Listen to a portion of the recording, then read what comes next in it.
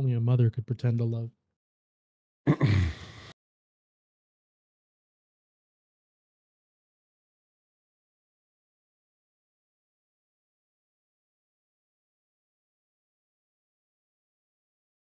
Brr. Hey, everybody. This is episode 140 of the Conqueror's Corner podcast. This is the pre-show. You probably saw Jared talking at the start here. However, his mic was not working. So, Jared, have you figured it out? Or yeah, just a classic Windows update. Dude, Windows updates can SMD. That is faux show. Yeah. Yeah, is Stasis meta again? I got Windows updated last week. That's why I would be muted and talking to my wife at the door, but it wasn't muted, and it was a whole thing. At first, I just thought it was an alpha move where you just like, I don't care anymore. No, not alpha at all. Because I had to go in and clean all that shit up after it was over in the audio edit. Oh, you did? So, okay. Yeah, so I had to spend 30 more minutes than normal trying to figure out how to do what I needed to do.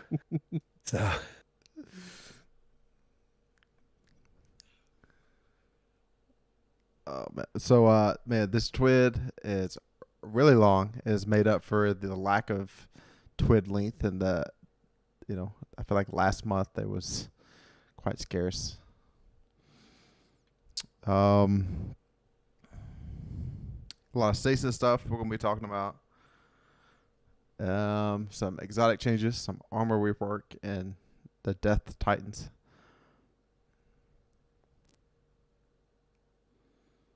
Right? No? I'm sorry. I'm trying to do audio. I'm in denial about it. You're just in denial, yeah. Talking about the Flag Titans or whatever. This is the last weekend to do that solo flawless whatever dungeon you want with Solar Titan. So, yep. Oh, the bonk boys. Yep. Nah, to me that one died whenever. What was the helmet that they nerfed with it? They nerfed a while back that. Yeah, Oral Eye Splendor or whatever. It was about the Synthos and the damage for the hammer. No, this was like the one where you just couldn't die in duality. You just couldn't die. Yeah.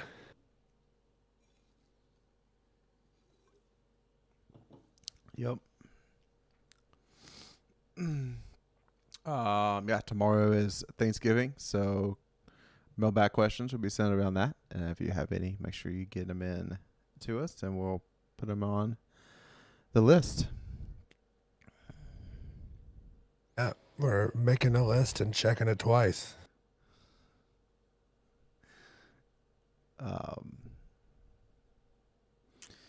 Looking forward to December, start of the new season. The dawning is happening also, probably like the third week of the season. Probably the dawning's going to start.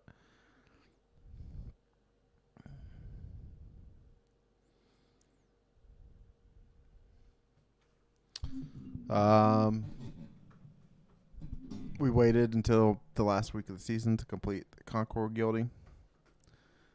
Almost flashback to that, those first two seasons when we tried to do it on those last 2 weeks. That was because back then you had to wait for me to get to rank 128 or whatever, right? Or 150 or used to be a lot back in the day in order to reach that threshold. Plus you already had to be you had to hit your pinnacle cap. Yep. Plus then go and get the season pass ranks. It was a whole thing. It's almost like it was a true in-game at that point. Or just a way to keep you playing, some would say.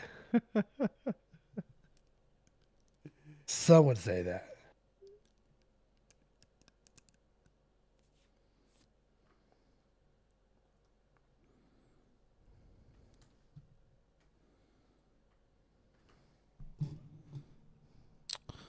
Chad, you opened up any Pokemon cards recently? No. I had to spend money on others for the holidays. Ask me again Well, around January. did you buy any Pokemon cards as gifts for the holidays? No, Mm. those are all for me. Why give them out when I can open them myself? Well, I didn't know if other people, want that enjoyment of opening something up and not knowing what you're going to get, and then open it up again, not what you're going to get. I don't know anybody that deserves that. Mm. It's really easy for me to shop. I just get Cole. Oh, hold on a second. Cole's Cash. Never mind. Yeah, you spend No, 50, you get 5 back. COAL. Sorry. Oh.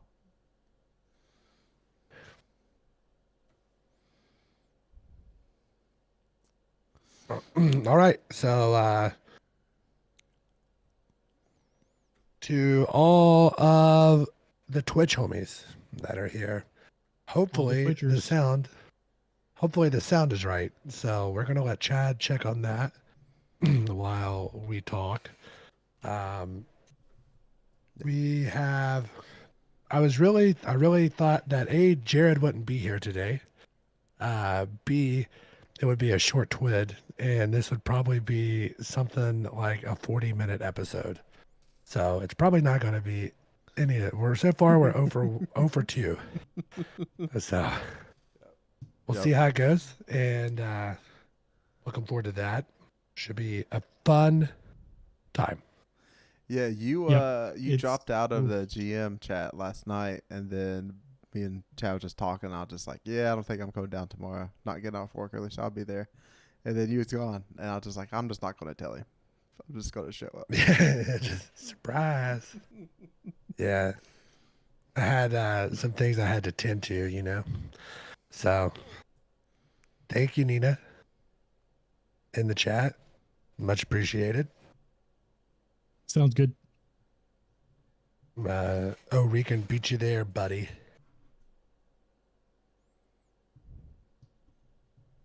Man, No, I already all know right. she's better than me. All right. Way to rub You it don't have to in. rub it in. You don't have to rub it in. All right. Okay. And there are a lot of windows open on my screen.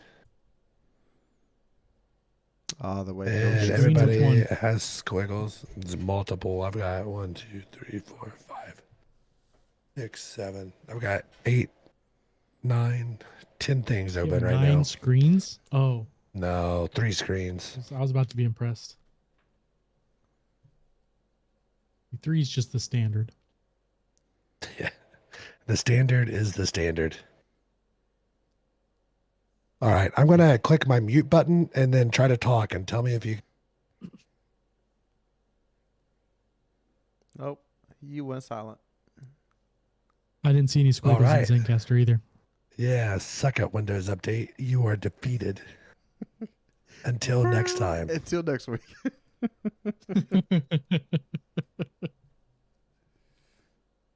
All right. Listen, Rican, what you need to do is I'm not sure you're married, but I'm pretty I'm just guessing that you are. Not trying to dox anybody. When you say can't relate to the other screens, I think you should just buy that new Samsung 49-inch ultra widescreen 4K monitor for yourself, and then pass your hand-me-downs to your husband. That's what I would do if I were you. Or boyfriend. We don't know the relationship situation there. Girlfriend, boyfriend, husband, wife, Significant whatever. other. Call it that. Yeah.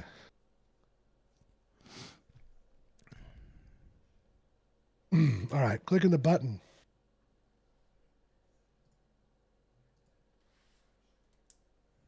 Eyes up, Guardians. We are live for episode 140 of the Conqueror's Corner podcast.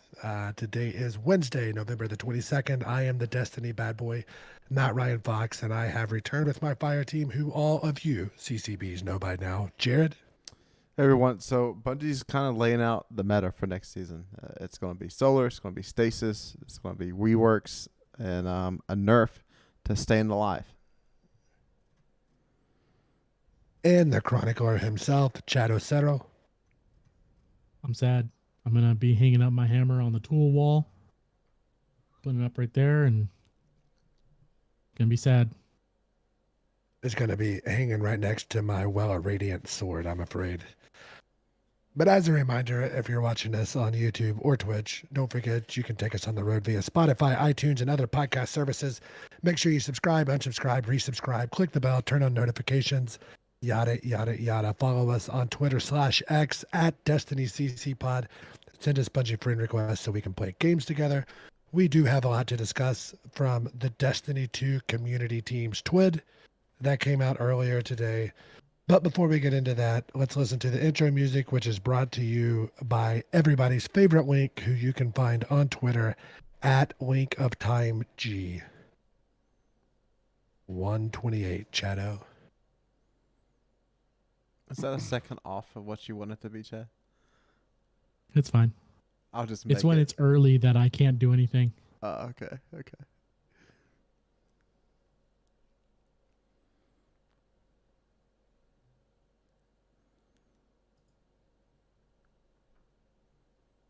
Squigs. Oh, I got squiggles this time.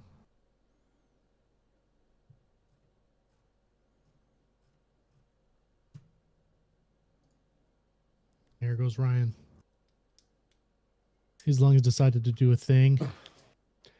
It's not even that, really. It's like right here. And I feel like there's just some pretty dried snot just encapsulating my vocal cords. And if I could just cough that away, then I would sound like a normal human being. All right, everybody has squiggles. Yeah. We are going. Wow, Link. Awesome job. Thank you. Jared? All right. The TWID is kicking off with showing the Witcher crossover into Destiny. That is going to be the Eververse armor set, ship, Sparrow, Ghost to go purchase with the hard-earned silver that you put into the game. Probably going to be $20 per set, I would guess. And who knows about ship, Ghost, etc. there. It's another 20. Okay.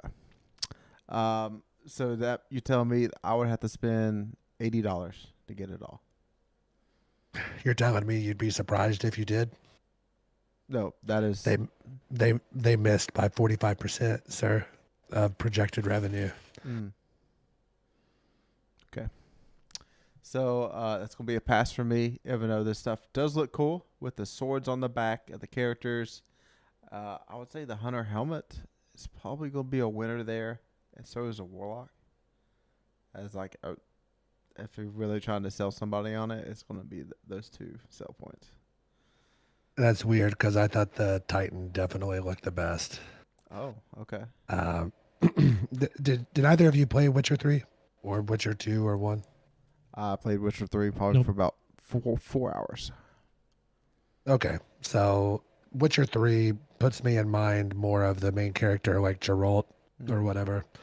And that's probably why I favor that set.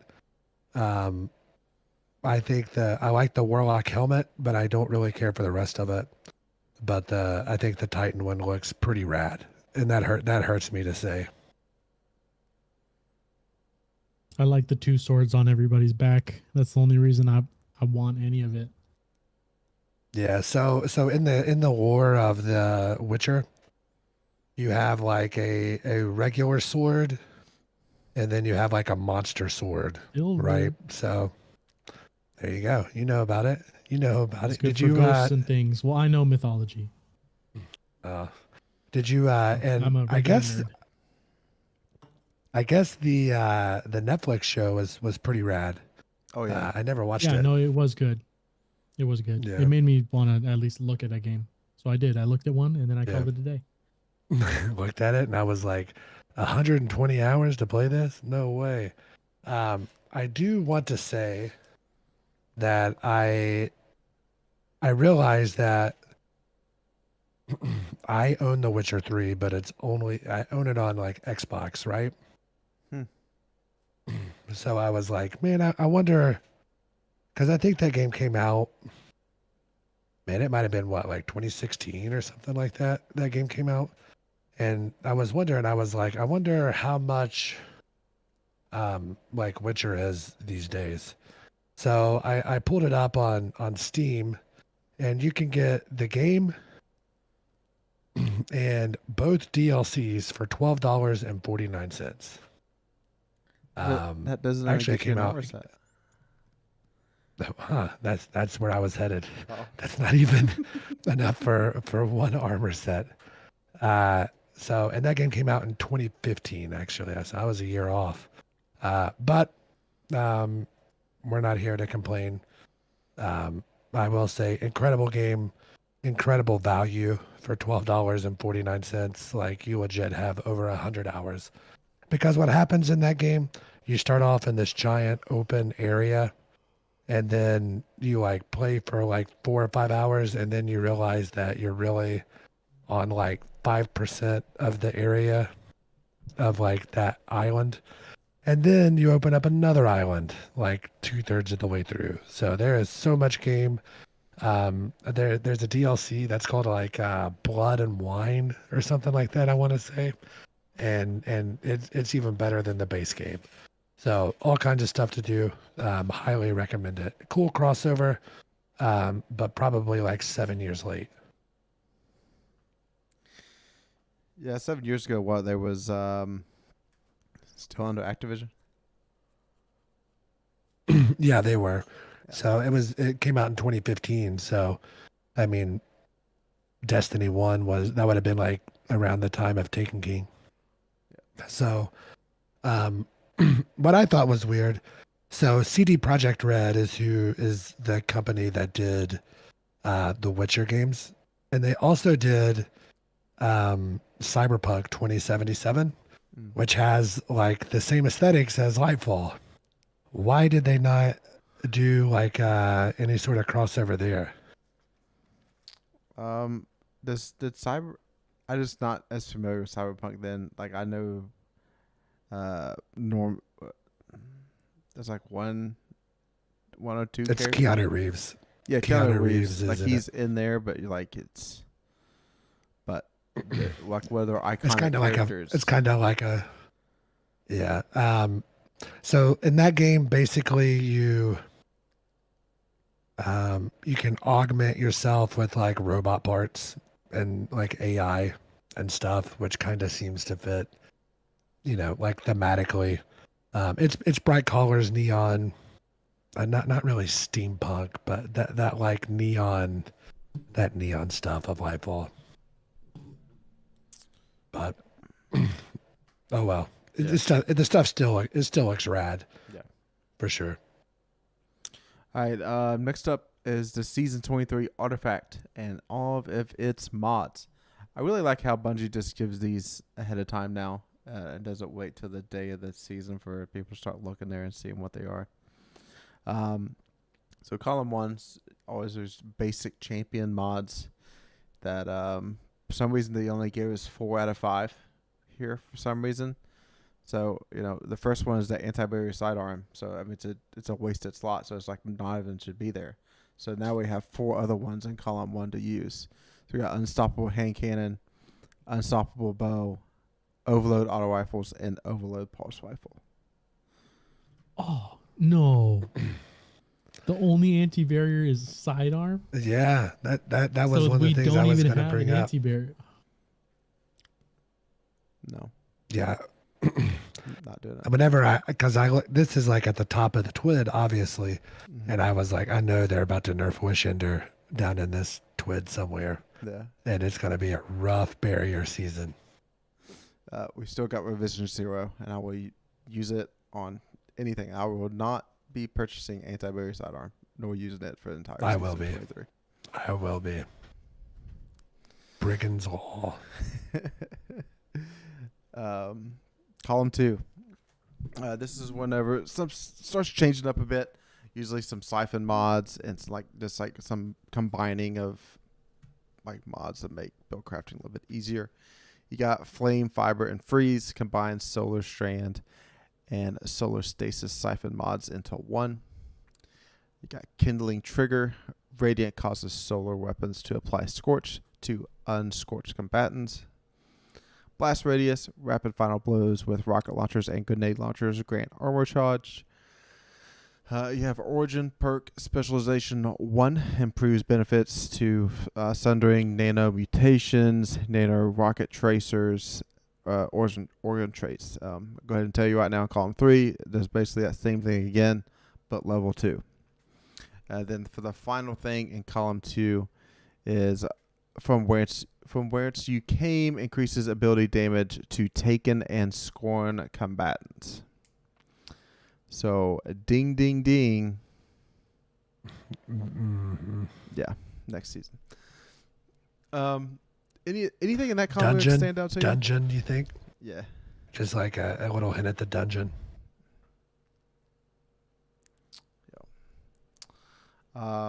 Kindling Trigger, when Radiant causes solar weapons to apply Scorch. I think that's really great.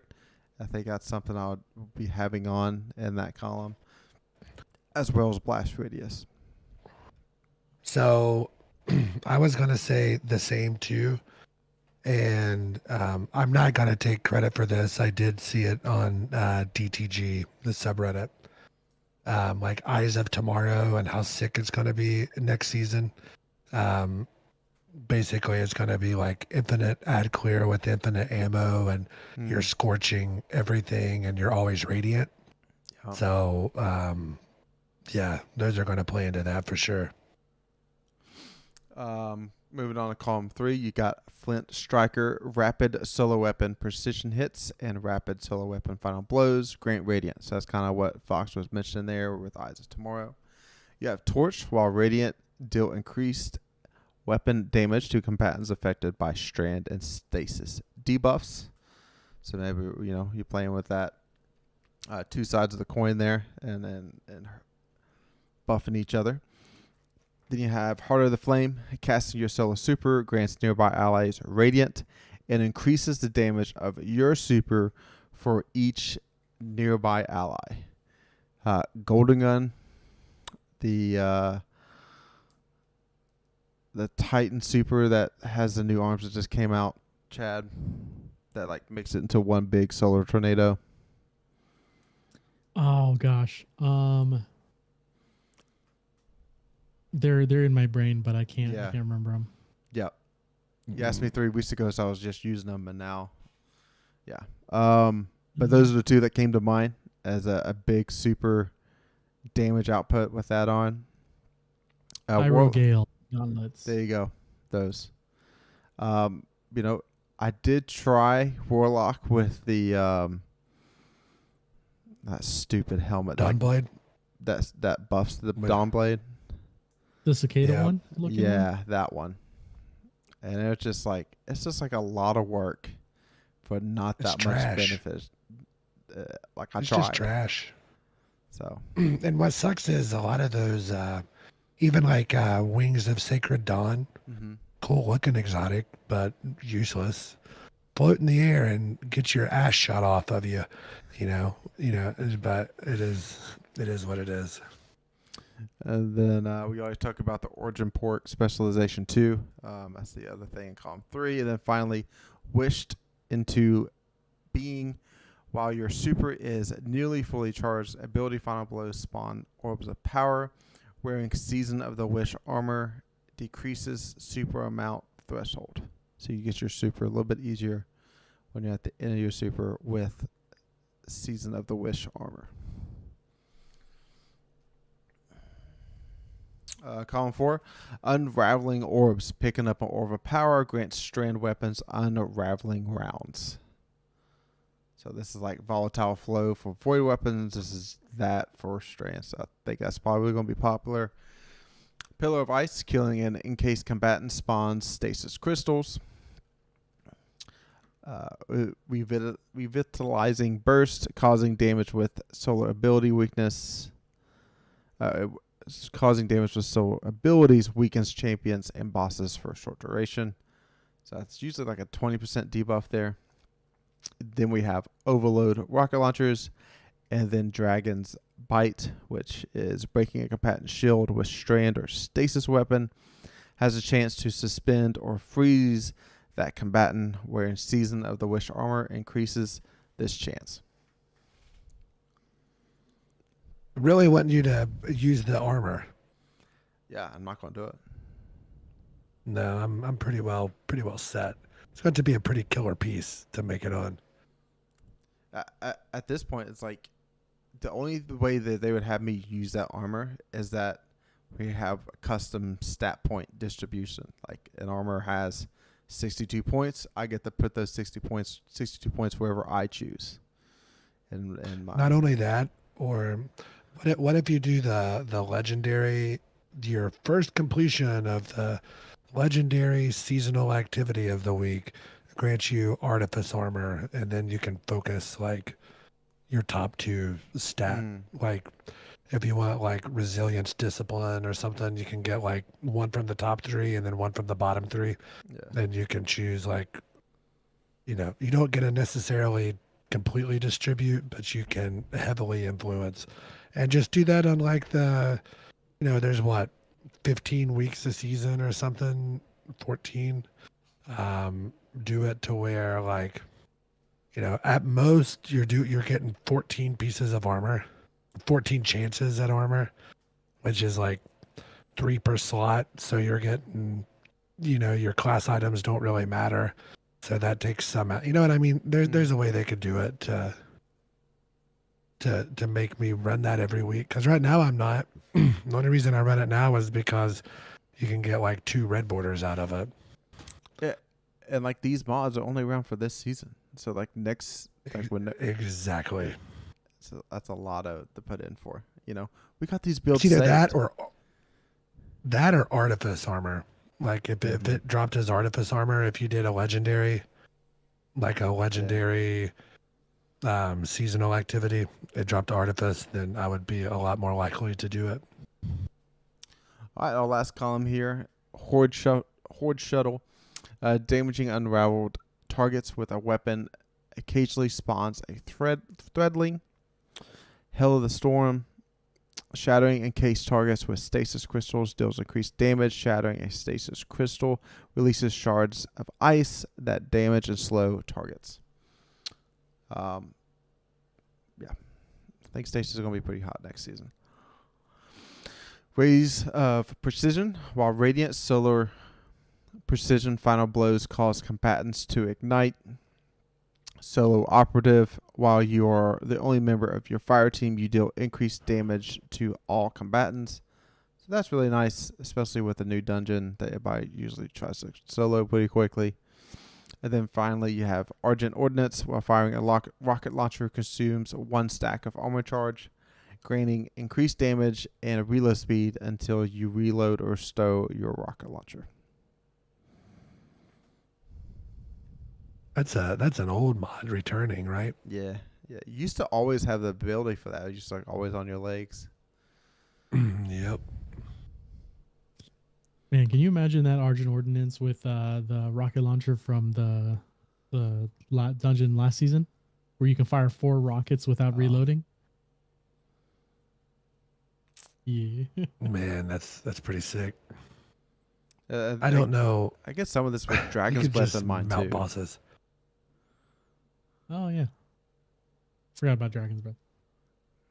Yeah, so they're really like one of the things that was it called Dragon's Bite or something earlier? Yeah.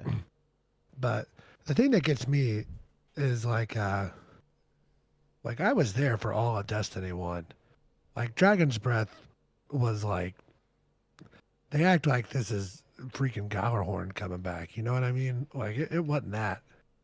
I promise you it wasn't that. Like, I mean, it was okay. But I mean, imagine like, it wasn't Vex Mythoclast. It wasn't Gallarhorn. It wasn't even really like a Suros regime, because Suros dominated Crucible for so long, Mm-hmm. I mean, I don't understand why they're acting like all this fanfare for it. Overall, I do like the seasonal artifact besides, the anti-barrier sidearm. you know, y'all know me. All right, so Dude, I'm gonna be sidearm's gonna be my only primary. Like every loadout I have is gonna have a sidearm next season. oh, I just feel the frustration building up. All right, ability changes and just like overall rework to getting your abilities back in PvE, PvP. A fundamental rework is going on at Bungie, and there's a lot of words they said here, but I want to keep it really simple. So, like with the perk Demolitionist, will give you like 7% of your grenade recharge back. If you have 2 grenades, that one recharges after a minute, the other one recharges after 2 minutes. Currently, it still gives you that same 7% to your grenade. That's no longer going to be the case. It's now just going to take off seconds of your cooldown. So that original 1 minute grenade cooldown is going to stay the same where you get 7%. So, you do the math. There's a handful of seconds there.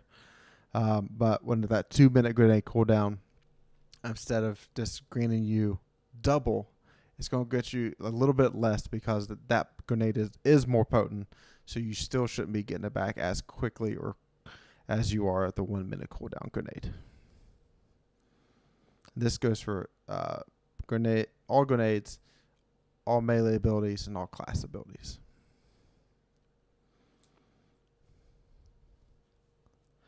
All right. Next is the BGs and staying alive. So right now, Bungie cannot make content hard enough in this game to challenge the people for a well build crafted player. So basically, if a player really knows what they're doing, they're either going to take no damage, or that the damage they take is like negated by how much healing they're able to do to themselves. So these next things here is going to bring those down a bit, but I don't think they're nerfing them too hard yet. So Roving Mel, damage resistance versus PvE combatants is going down from 55 to 45. And then Restoration, it has 2 levels. It has Restoration 1 and Restoration 2. Restoration 1 in PvE, it used to give you 40 health points per second. Now it's going to give you 35. In PvP, it gave you 20, and now it's going to give you 17.5.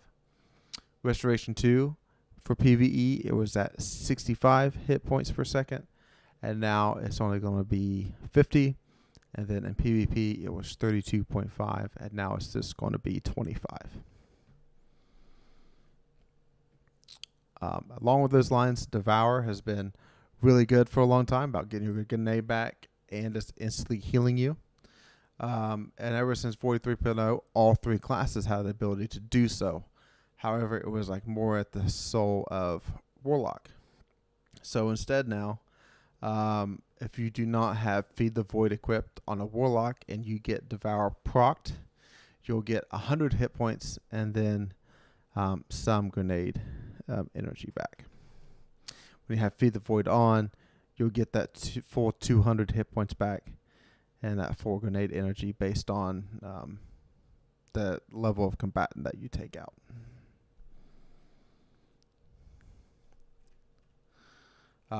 This doesn't keep me from using Devour on Hunter. I think it's still a good perk, but I guess it's kind of restoring,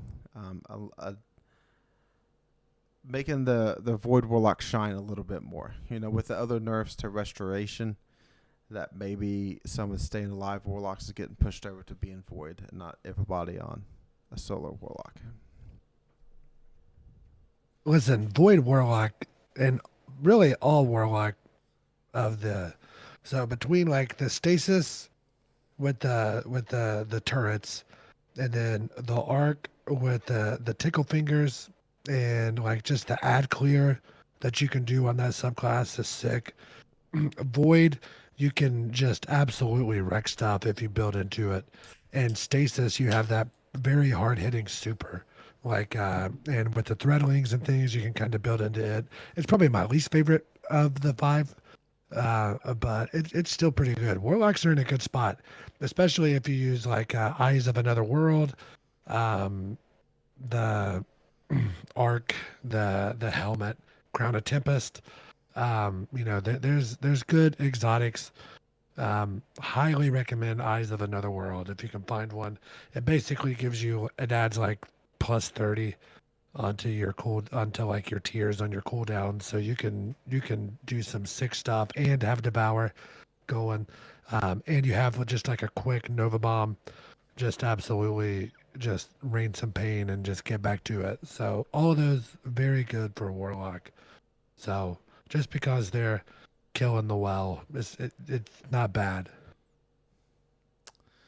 All right. Next up is, probably it's getting close to like being called skill gap. And I think this is more of a practice and timing thing and not really a skill thing. But that is sprint and slide melees into doing a shot before or after. As of Bungie nerfed a lot of one-shot abilities and like let the uptime to be up higher. Like you can think of shoulder charge and stuff like that. And people have learned to negate this by sliding and doing a shotgun shot or maybe a different kind of like quick burst shot, and then shoulder charging into somebody in PvP or an enemy. And Bungie's doing away with that now. You're not going to be able to do that. Basically, they thought it was really hard to track, and people would just like instantly die and not know what happened. I personally knew when it happened to me, and I just understand what was happening, but I can kind of understand it. Did you two knew that you could do that? That you could slide and shoot at the same time and then go into your melee ability? No, I don't think that my MMR is high enough. My behind the scenes matchmaking isn't high enough to face players that are capable of that. Because whenever I play Crucible, I am a god. I'm talking like 4-0 KDA, 5-0, 6-0. Like and dude, it is so awesome whenever it happens.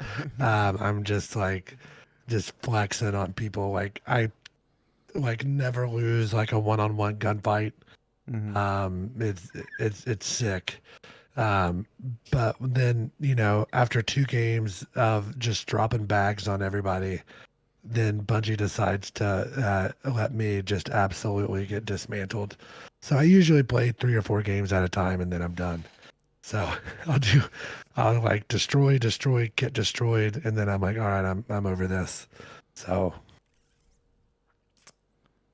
all right, like I know those times that you usually able to do like a sliding with a 1-2 punch shotgun to go into your shoulder charge, and it used to ramp up the damage a lot.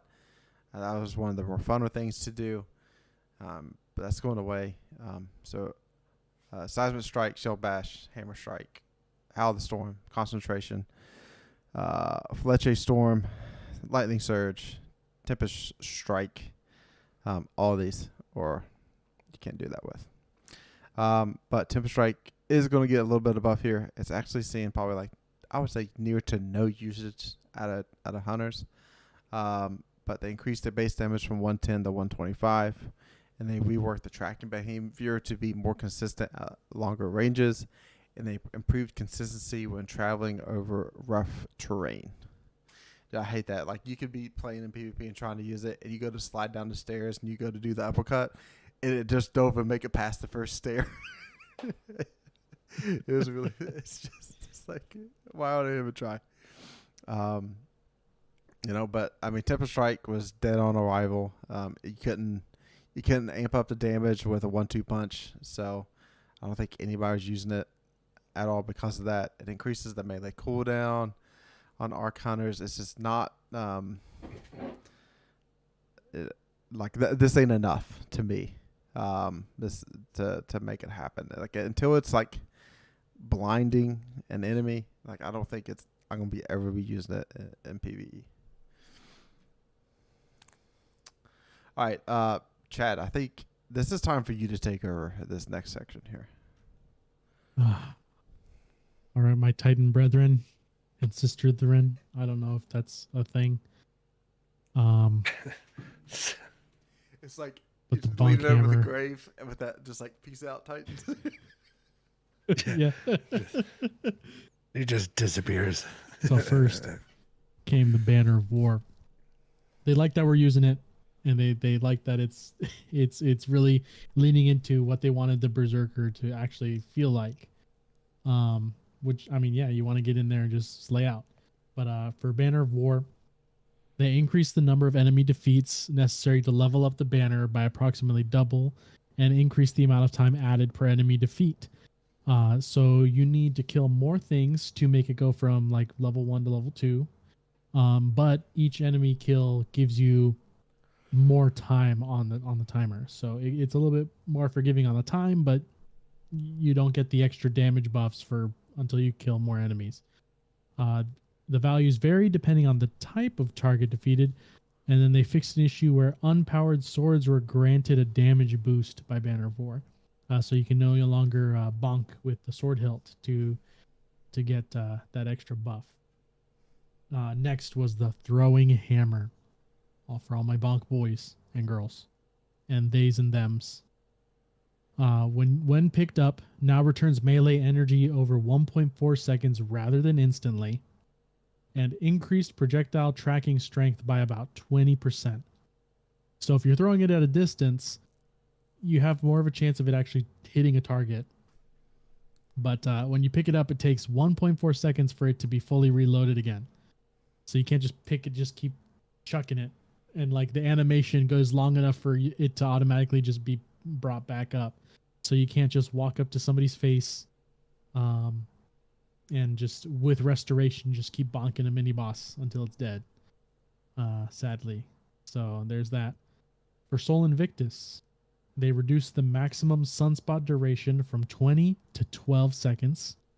And the duration is only ever reached when the player is standing inside the sunspot. Sunspot duration without the owner standing inside it remains unchanged at 5 seconds. So if you're standing in it, it'll stick around for 12 seconds. Otherwise, 5-second timer, it's gone. Very sad day. That 1.4 second bonk hammer. Mm-hmm. Wolf. So yeah. It's still probably the best staying alive build still for Titans. Oh yeah, because you could just chuck it, create a sunspot, and then run into it. Yeah. And if you start to get surrounded, you just bonk a guy next to you, kill him, sunspot. That's doing damage to the enemies nearby. You get healing, and then you can blow stuff up. But no more Synthos and bonk hammer. I think it's still going to exist. It's still going to be well, yeah, but it's going to be a lot. It's not going to be an instant just chuck. It's going to be throw and 0.4 throw. It's going to be a slower. You might be able to like if you do canceling, you might be able to get like a little shotgun shot off or something. But like we'll have to figure it out. Timing is going to be changed. Yeah, you just pair it with a swashbuckler, primary, and you're putting out lots of damage, and you get the healing. You'll be all right. All right, Fox, what's going on? Just use the macros on your controller. You should be good to go. All right. I do think that's pretty bad. That's a hefty nerf, but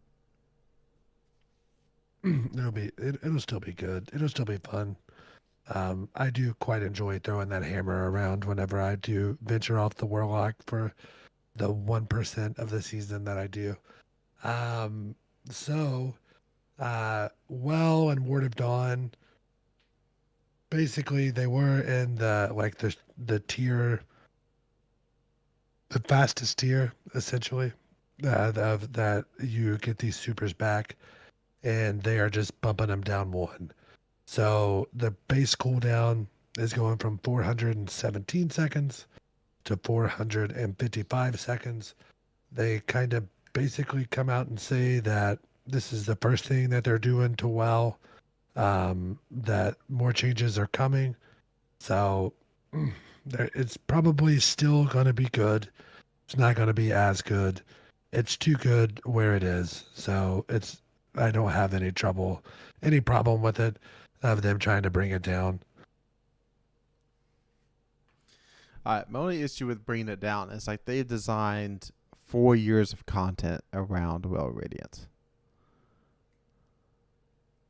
Okay, so now we have to actually use a little bit of like brain power, Okay. or have another person have another warlock. Somebody else is going to have to, you're going to have to, instead of being able to get by with 2 warlocks, if that timing or something throws it off, maybe you have to have a third.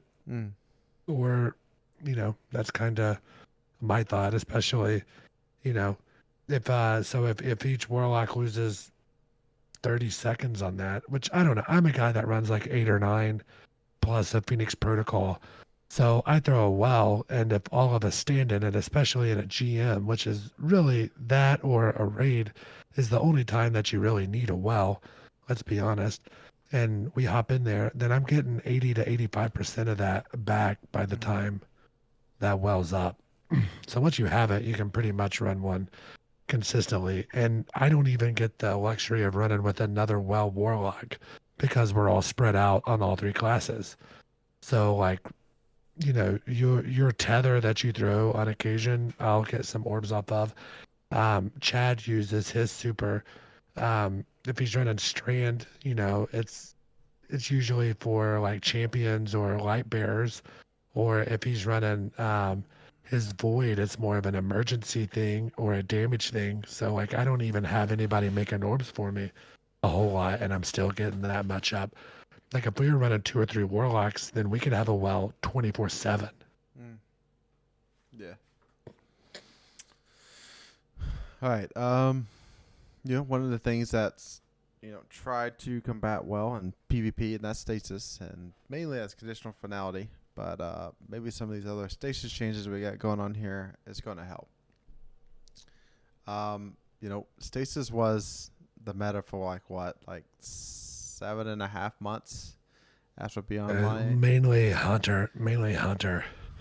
I felt. Yeah.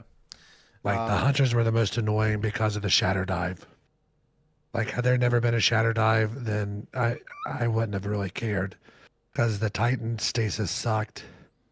Warlock stasis, they had the melee, but outside of the melee, that was like the projectile melee that froze, and the rift that froze if somebody charged you. That was really all that you could do on a warlock. It wasn't like the supers were overpowered, but that shatter dive was deadly. Sure was, and I'll donate to the campaign to make Shatter Dive great again. There is lots of stasis fragments. That's whenever like they started the 3.0 like crafting scheme, and some of those had some penalties to them, like minus strength or plus resilience and stuff like that. Just a few of these are getting a rework. Whisper of Hedrons, they removed a minus 10 strength penalty. Whisper of Impetus now provides 10 resilience. Whisper of Shards no longer provides plus 10 resilience. Whisper of Hunger stat penalty changed from minus 10 mobility and minus 10 intellect to minus 20 strength. Whisper of Bonds removed the minus 10 discipline penalty. I think this is going to open up some more avenues to some of these lesser used fragments, or the ones that's overused, taking a little bit of nerf to those. Hunters, the Withering Blade, those used to be absolutely deadly in PvP, especially when you had 2 of them charged up. You throw them both real quick. First one slows, second one freezes and shatters the person in PvP. That was really quite a time with some crazy double kills. They're bringing them back up a little bit here, nothing too crazy, but they increased projectile speed by 10%, and then they increased the lifetime by 10%. Like that's how long it's like bouncing and going from target to target. And then they increased the maximum bounce count from 2 to 3, and then they improved tracking consistency. So it should be a little bit better, just overall. Next up is Winter Shroud. That's dodging and a slowing nearby combatants. They increase the slow stacks in PvE from 40 to 60. They increase slow duration applied to PvE combatants from 4 seconds to 8 seconds. And then they increase the slow duration size for PvE combatants from 8 meters to 9 meters. So if you're walking Dragon Shadow, you'll be able to freeze a target with 2 dodges. And then have a pretty good area for it. Right. Titan changes. So for Shiver Strike, now slows players on hit. Behavior previously removed from the hotfix 3.2.0.3. Fixed an issue where Shiver Strike would not function with the melee kickstart armor mod. Good, that works now. Glacial Quake now freezes nearby players on cast. And on cast freeze, impulse size versus players has been reduced from 8 to 6 meters. So it freezes from on cast, but at a closer radius versus what it was previously when they removed that. And then Howl of the Storm fixed an issue where Howl of the Storm was not consistently freezing targets on contact with created stasis crystals. So more consistent freezing when things touch crystals. It's all good. And onto the Warlock's Frost Pulse. Significantly increased consistency against fast-moving targets. This change involved reworking how the ability applies freeze to targets, reducing the latency between when the ability is activated and when the target is actually frozen. And the freeze detonation size versus PvE combatants increased from 8 to 8.5 meters. Penumbral Blast increased the detonation size when impacting environment from 1.5 to 2 meters. Glacier Grenade reduced the base cooldown from 152 to 121 seconds, which is interesting. If you're not running the Stasis turret build, some of the seasonal artifact mods were about using crystals and those things. The cooldown penalties for Deathspill Grenade and Cold Snap Grenade when Bleak Watcher is equipped have also been updated so their cooldown times match the new Glacier Grenade cooldown time. So that might be the play as opposed to the Cold Snap, which was always the play because it had the shortest cooldown time. So with that, and I guess it's going to depend, are you going to want to give up one of your mods off of your armor to run that seasonal artifact mod? That's kind of probably what it's going to play with, I would say. But 31 seconds, pretty significant, I thought.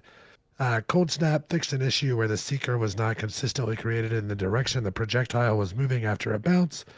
Increased the arming shape size from 0.9 meters to 1.4 meters. Tracking strength now ramps down from full strength to 0 over the course of the grenade's lifetime rather than immediately turning off after the Seeker had reached 0.5 seconds lifetime. Honestly, it just seems like they're working on the tracking of that grenade. They gave us 75 words to say that. Freeze increased special ammo weapon damage bonus versus frozen targets from 5 to 10%. That could be interesting. Right there, especially. That's just a buff to conditional finality. First shot freezes, second shot is the solo shot. So it's just a... I hadn't even thought about that, but you're right. Does it always freeze? I guess it even freezes the big guys if you get a direct hit, like a full pellet spread or whatever. So, yeah, I've always liked that gun. I liked it in PvP. I think it was last season I started using it in PvP quite a bit because I'm like a hand cannon shotgun player or a hand cannon sniper player. Typically shotguns is kind of how I like to play. So conditional finality was pretty fun. So it will be interesting to see that. And that gun just looks like the aesthetics of that gun is just freaking sweet. I really like it. It's probably I don't know if it's top 5, but if not, it's like number 6 or 7 as like just looking at it and thinking it looks cool. Yep. It also says these aren't the only changes for Stasis that we have in the works, and we have some long requested changes for a future release that we'll discuss once they are closer. Here is a quick sneak preview.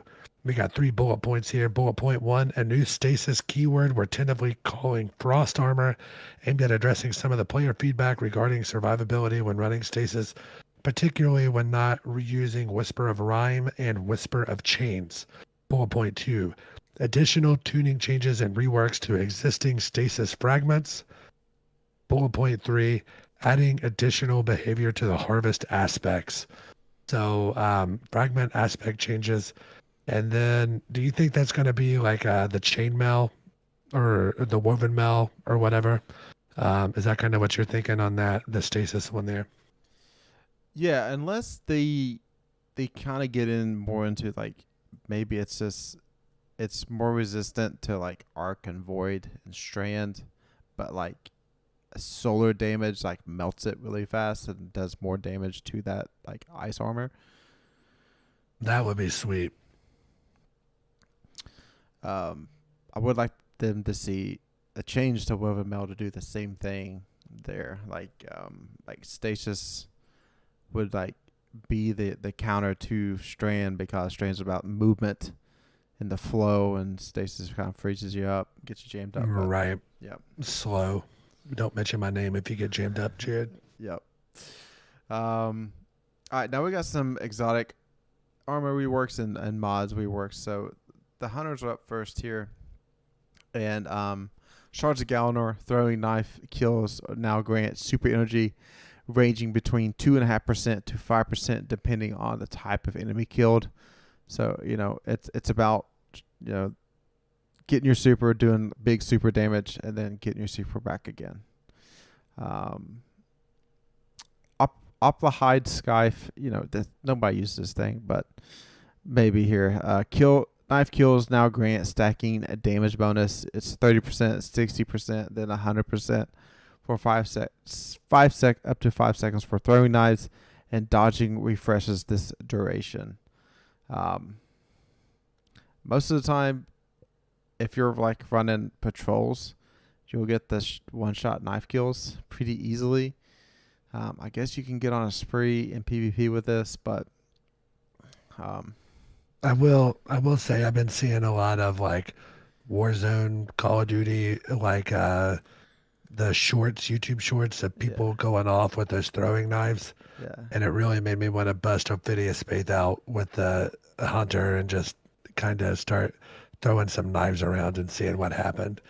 So my biggest gripe whenever I see Call of Duty clips, I was like, how does this community still allow like sniper shots to the leg do one-shot kill, and throwing knives to the leg do one-shot kill? Like, there is no precision to it at all. It is just controller meta heavy. That's because they gotta make those people feel good. The people that buy the 200 million copies of every game that they sell, that are all on console, they gotta make them feel like they're good, so they keep buying the game. Okay, it's true. There you go. I mean, they're just a bunch of sheep then, right? All right. Stompies. I know you've dabbled in the Call of Duty scene as I have. Yeah. Like, tell me I'm wrong. You're not. You're not. Okay. The M4 and the MP5 have to be B+ or A- weapons. Like, they just have to be. The thing that gets me the most is the people that play on controller are hell-bent, think that if they get in a mouse and keyboard, a computer lobby, that they are getting screwed so hard. And it is the exact opposite. The exact opposite. Mm-hmm. And you know exactly who I'm talking about when I say this. What brothers I'm talking about that freak out if you get in a PC lobby. Mm-hmm. Yep. Oh man, speaking of freaking out, man, the Stompy nerf that happened like at the start of this season was really just not it. So they basically reverted it here. They removed the requirement to have 4 class ability energy to benefit from the movement bonuses, and then they reduced the airborne lateral acceleration bonus, and it now provides damage resistant against combatants while airborne. So that's not going to happen in PvP. Only PvE for that damage resistance.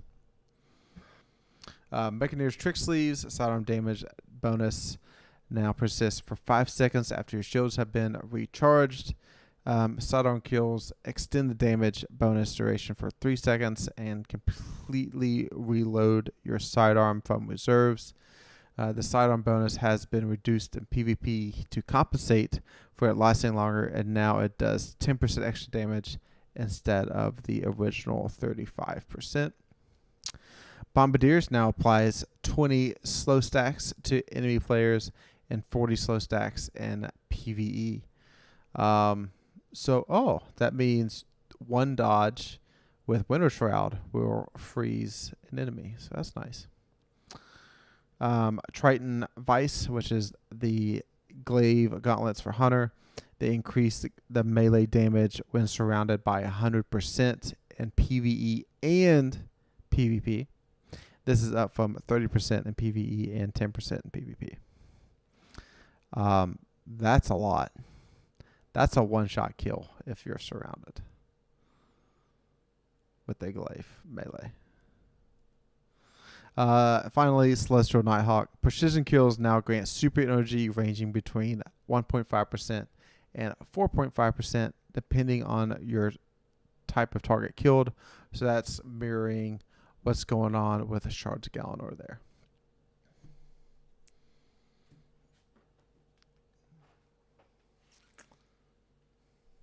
All right, I think Titans are up next. Yep. All right. So first of all, a very underrated exotic that I really enjoy actually, Severance Enclosure. Increase the size and damage of the explosion, and kills with the exotic explosion will now trigger additional explosions. Chad, I've never seen you run this. I run it solo because it's fun. It's a lot of fun. I was running it a lot when I was doing my solo runs of oh my gosh, what's that? The Taken Dungeon? Prophecy? Shattered Throne. Yep. Prophecy. Okay. Prophecy, not Shattered Throne. It wasn't as helpful in there. But Prophecy, there's lots of things that get up close and personal, and it just blows them up. Okay. And it's great. Peregrine Greaves. You now have to be airborne for a brief time before the exotic effects will apply. Damaging champions, tormentors, or mini bosses with a shoulder charge deals further increased damage and refunds your melee energy. Worm God's Caress. The Burning Fist exotic effect has been reworked. It is now a meter that increases with melee kills and finishers and decays over time. The meter is broken up into 5 seconds, which provide escalating melee and glaive melee damage bonus. The upper end of the meter also provides escalating weapon damage bonuses. As the meter decays, it passes back through earlier tiers rather than deactivating immediately. The meter decays more quickly the more full it is. Ashen Wake. Ryan knows I like these ones very much. Fusion grenade impacts now stun unstoppables. Synthoceps. While they wanted to bring the generic melee bonus down a bit to give space for the other more specialized melee exotics to shine, they felt it's safe to bring Synthoceps' glaive melee bonus back up a substantial amount. They've also swapped the increased melee lunge range to increase weapon handling and reload speed. So they removed extended melee lunge distance, now improves weapon handling and reload speed while surrounded. Reduce PvE surrounded melee damage bonus from 165 to 165% from 200%. And they increased the melee damage bonus to 100% from 50. So much higher melee. We might be doing Synthos and that heavy glaive again, just to, get some real schmacks in. What was that? Wrathborn? I haven't touched it since they hit it like that. Precious Scars. Kills with weapons matching your subclass now apply Restoration Tier 1 for 1.5 seconds in PvP and 3 in PvE. So matching subtypes and weapon flavors gives you an additional benefit with that exotic. Winterbite. There you go. So with that, we move on to the Warlock.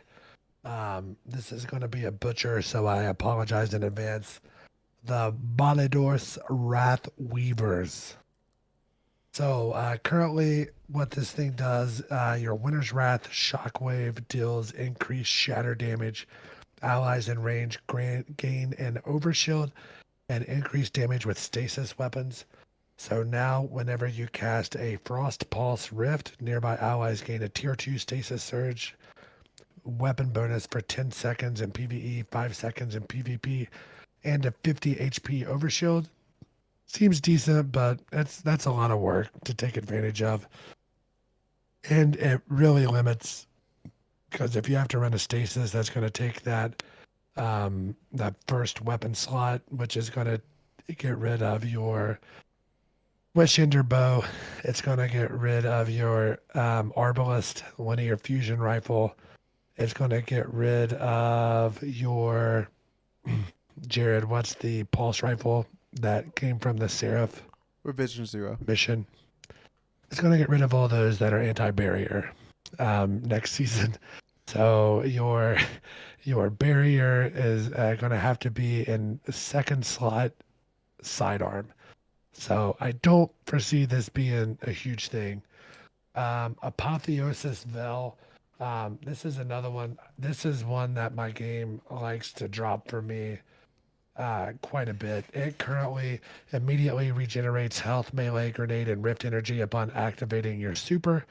So, you know, there's way better exotic choices than this one. But now it grants Cure Tier 3 for you and nearby allies whenever you cast your super. And after the super ends, you temporarily gain increased melee and grenade regen for 8 seconds. So, I don't know. It's better than what it was, but I can't really imagine a time that I'm going to use it, honestly. Fellwinter's Helm. This is an exotic helmet. Currently, powered melee final blows create a burst of energy that weakens nearby targets. Finishers and final blows against more powerful targets increase the radius of the burst and length of the weakening effect. So with the change, it moved the size of the weakening burst and the duration of the weaken up 1 tier against all targets except for finishers against bosses, which retains the maximum size and duration. Now, next we have Karnstein Armulets, or Karnstein. I've always called them Karnstein. These are basically the go-to melee arm exotics if you are a warlock. And currently, if you get a melee final blow, it restores a large amount of health and continue to restore health afterwards for a short duration. This pairs pretty well with Monte Carlo, you know, where you get that melee up quite a bit. So you can do like some pretty dumb stuff in low tier activities. Melee kills now grant Cure Tier 3 and Restoration Tier 1 for 8 seconds. Finishers Cure Tier 3 and Restoration Tier 2 for 8 seconds. Excuse me. Aeon Cult. Aeon Swift, Aeon Safe, and Aeon Soul exotic armor all receive the following changes. These are the heavy producing arms basically for each class. If you finish, what is it? Yeah, orange bars and champions. I think you drop heavy. Oh, rapid precision hits provide quicker reload and weapon swap speeds. It no longer grants bonus melee grenade or super energy on stunning a champion or defeating a boss or mini boss. Instead, stunning a champion or rapid precision hits against champions will mark them for your allies. Allies deal 20% more damage to marked targets when a target is first marked. Nearby Aeon called allies who do not have the Sect of Force role equip gain grenade and melee energy. So these exotics, they basically have like 3 modes. They have the Sect of Force, the Sect of Insight, and the Sect of Vigor. So the Sect of Insight, nearby Aeon called allies who do not have the Sect of Insight role equipped no longer gain a bonus to weapon damage. Now they gain a burst of super energy. And with the third and last, now provides damage resistance against combatants when an ally dies or is resurrected, in addition to the existing class ability energy.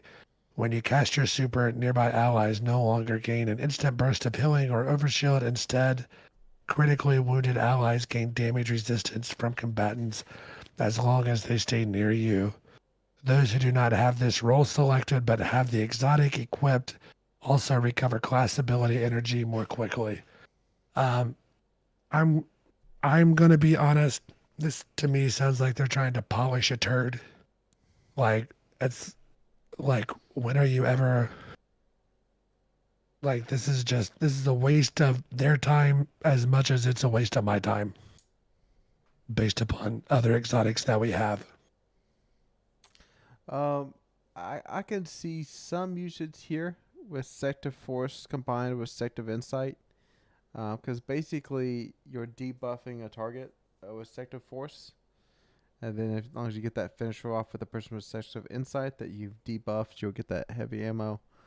But that's a lot of steps to get you to that point. Making sure people are doing the correct job. So I can see some benefit, but man, I don't see it like it happening in LFG. Like you'll just get laughed out of the raid room chat for say, hey, we should all run Aeons. Man, Let's all run Rat Kings. It's like that same asshole. Yeah. Here are some armor mod changes. In general, it like melee kickstart, grenade, and utility kickstart, it's getting a nerf. It's going to produce less uptime. Momentum transfer, boosting detonation, impact induction, focusing strike. That's like using your melee to reduce your grenade cooldown. Use your grenade to reduce your class ability cooldown. All that stuff, again, nerfed to just give you less energy per. And then Reaper, and firepower and heavy-handed. That's how you get orbs of power, like after you dodge or after you get a grenade kill, melee kill. Reaper, after you use your class ability, you got 10 seconds to get a kill to get that orb to drop. And then also firepower and heavy-handed have a 10-second cooldown for producing orbs of power. You only basically be able to produce one every 10 seconds.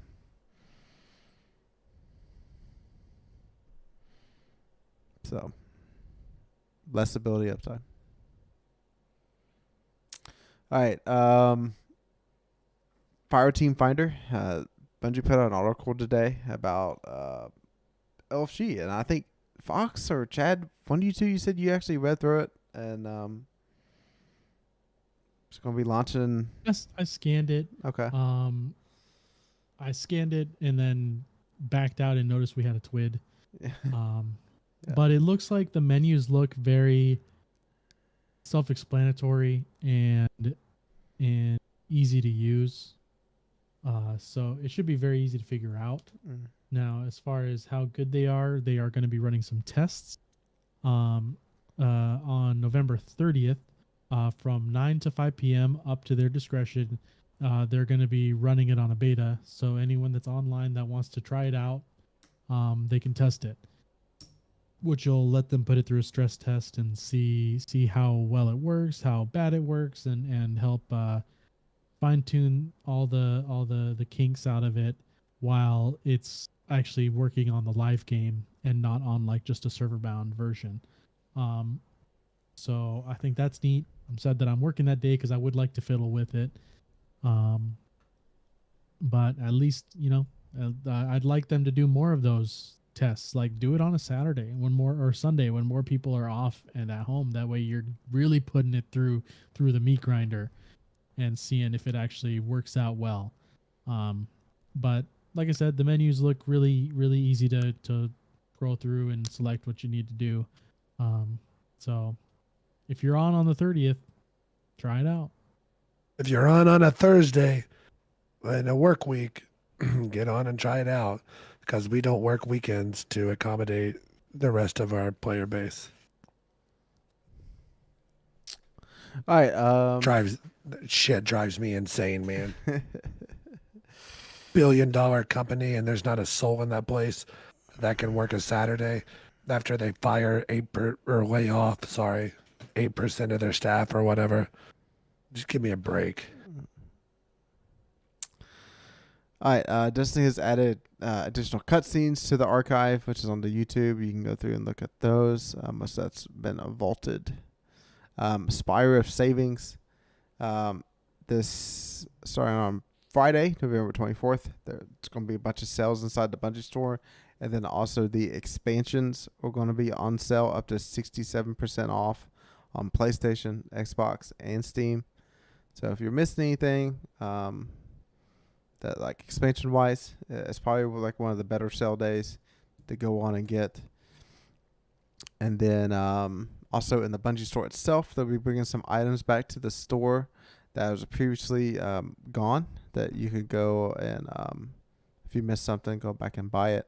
If you do that, you'll get 2 emblems, one Dark Star and the other one is Wishing Well. So that's if you buy on Friday the 24th. And we made it through. We made it through the TWID. Over an hour into the podcast, it's been a while since we did one of those. Yeah, I'm exhausted. So I believe this takes us. Let's pause here before we do our ad break. Let's take a quick pause here. I paused the Zencaster for the record. Okay. Anybody need a bathroom or water or beverage or anything? I'm okay. My voice is being an a-hole at the moment, so I'm going to try to get through this ad read without coughing all over the place. Yeah.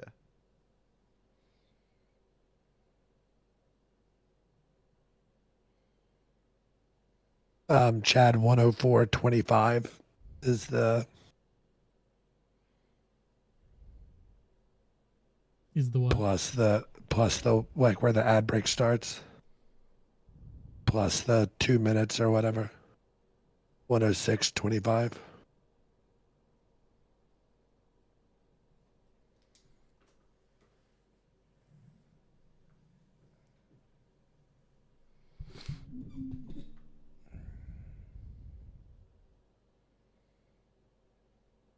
All right, I'm clicking it.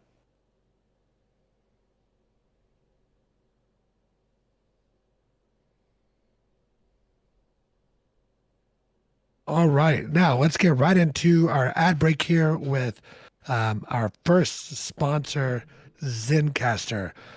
Conqueror's Corner, a Destiny podcast, uses Zencastr for all podcast recording and has used it since episode 0. Episode 0 is in the vault. We're going to release it maybe like episode 200 or some special thing. It's our god-awful very first episode where you hear all sorts of ums and ahs and pauses and there's no flow whatsoever and we talk over each other and it's bad. And I'm not saying what we do now is great, but it is much better than it was in that very first episode, our pilot episode. So we use Zencastr to record all of our podcasts, and it seems to be the easiest thing, the best decision I've ever made as the person that has to do the production and figure out, how to host a podcast and have no idea what's going on. Found this website. It's been fantastic for us. One day, Jared and Chado and I were sitting around and I was like, why don't we start our own Destiny podcast? Everybody has a podcast. Why don't we have our own podcast as well? So what made it easy with Zencastr is we could get on here. We get a link out. We all join the same room. In that room, you set up your microphone, your basic settings when you get in there.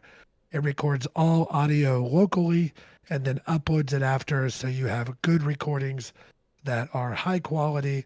You can also shoot up to 4K video with your guest. You also get all sorts of backups. It can back up straight to a Google Drive, which is how we use it, and makes you sound great. You know, you don't have to worry about having terrible sounding audio because it does all that for you. The post production goes in, cleans it all up, takes out ahs. It's basically an all-in-one podcasting platform. Create your podcast all in one place, and then they distribute it out to Spotify, Apple, and all other major podcast destinations. So if you go to zencastr.com/pricing and you use our code DestinyCCPod, you get 30% off your first month of any Zencastr paid plan. And this is going to give you the same easy experience that I have whenever I go to produce the podcast and all of our content needs. It's time to get out there, share your story, start that podcast you've been thinking about. Make sure you tweet us the name of that podcast so we can get on there and check it out.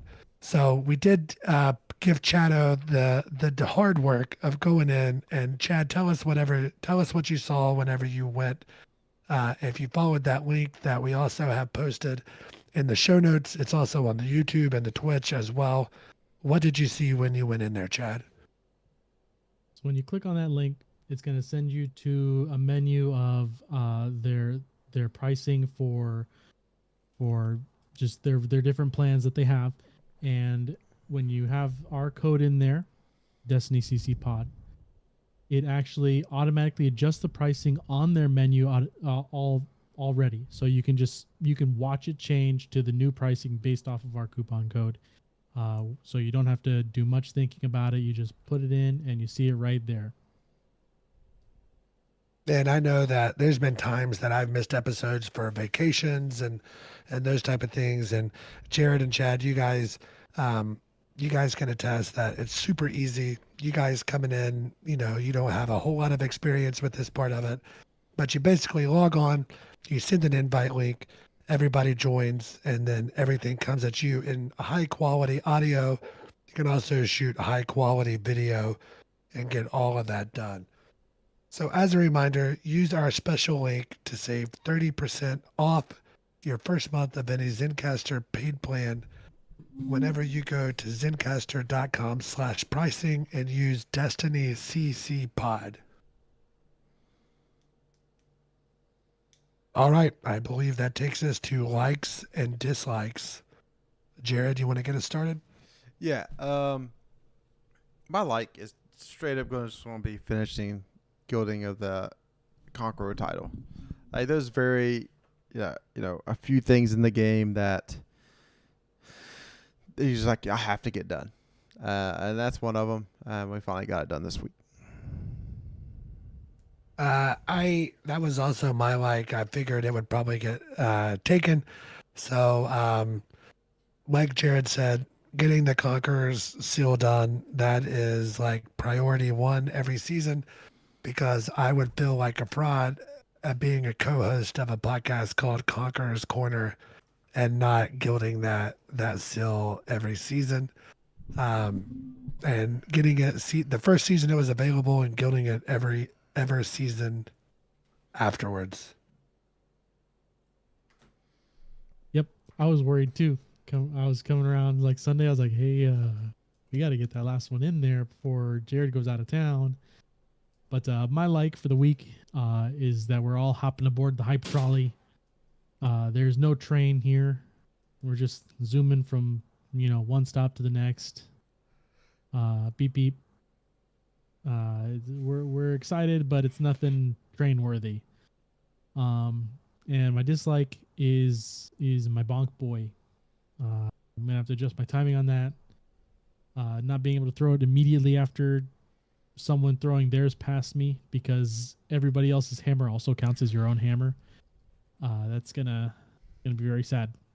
I'm gonna have to wait 1.4 seconds to be able to throw it again. I don't like it.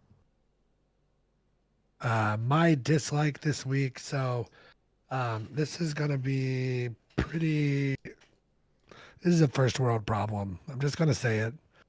My previous keyboard, the Logitech G915, the spacebar was starting to it was feeling like sticky. Not like I spilled something and it was sticky, but like it just wasn't popping up as fast. So if I was trying to double jump or something, it might get stuck and causing me to die here and there.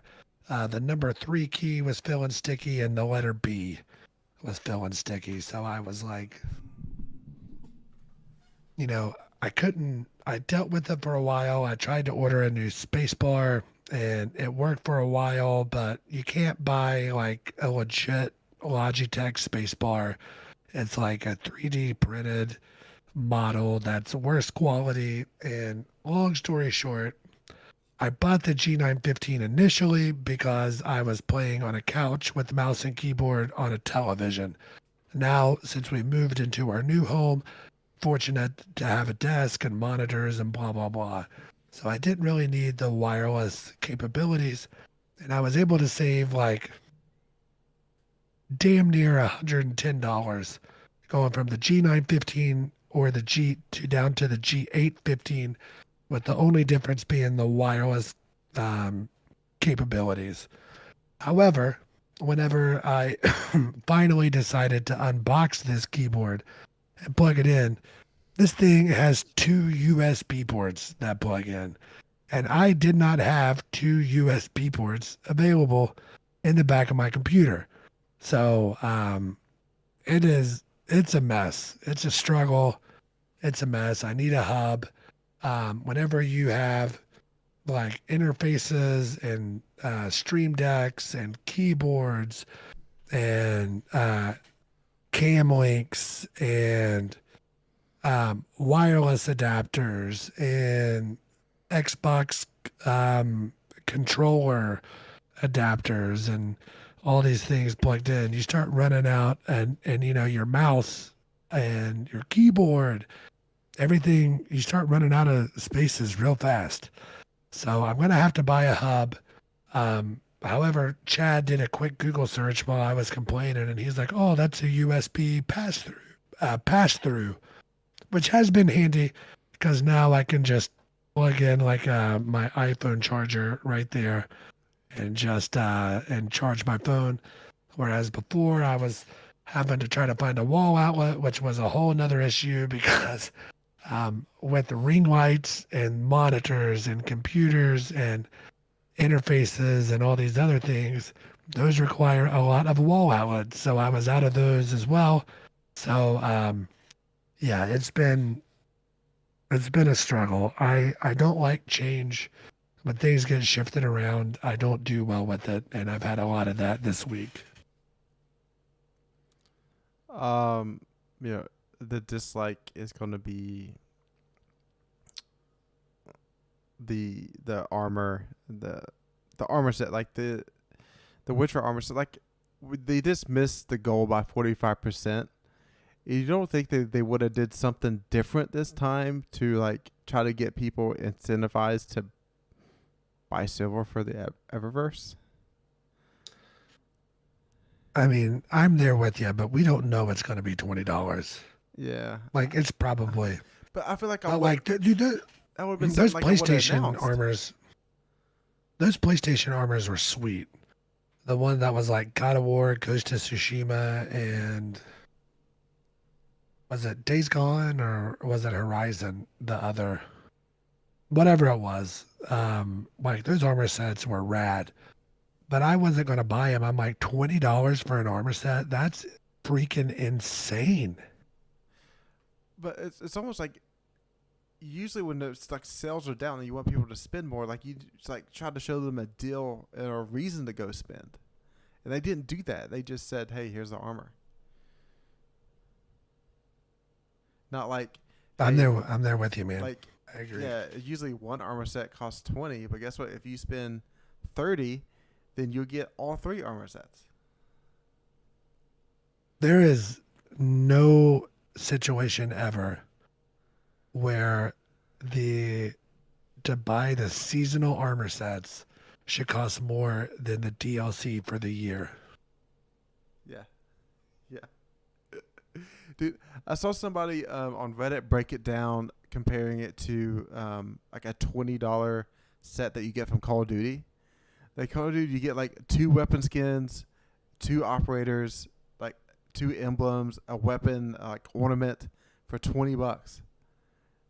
But like, And the crazy part about like those weapon skins is the blueprints or whatever that you said. Those they give you like that's like basically buying maybe not like a 5 out of 5 god roll, but that's like buying 2 4 out of 5 god rolls. yeah. Like to put that in Destiny terms. Yeah, I think there needs to be improvement there. All right, no weapons breakdown. Gambling corner. We'll go ahead and cover that real quick, right? Yeah. So this week, what we did was we tried to guess the time on the Lightblade GM. We did a 2000 ante. My guess was 35:32. Jared's guess was 35:33. Shadow's guess was 37:50. And it took us 27 minutes, 35 seconds. We did live stream that on, we do that Tuesday night. Yeah. So if you want to watch that, I think it's called like Season 22 Grandmaster Nightfall, the Lightblade or something. It's very recent. It's the video right before this one on the YouTube. And you can get on there and watch us. And we go over our loadouts and all that stuff at the beginning. And then you can kind of watch how we attack each room. We basically one and done every Nightfall, every Grandmaster this season. So went 6 for 6 and pretty proud of the fellas. And it was fun.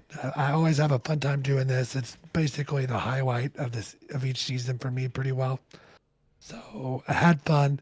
As far as you guys go, quickly, what rooms are the lookout, like the rooms you need to focus on?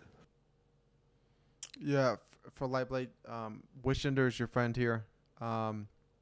Anytime that you're not in the boss room and the boss is out and about, get him out of the way. And then you can start focusing on everything around it. It's like literally spawning in at the start of the strike and go down the stairs. Like get that boss out, and then just start plinking away at everything else with Wishender. I agree with Jared. The other thing I would say is, whenever you are in the boss room, just take everything like 1/6 of the boss's health at a time. And that's whenever like the enemies are going to spawn in.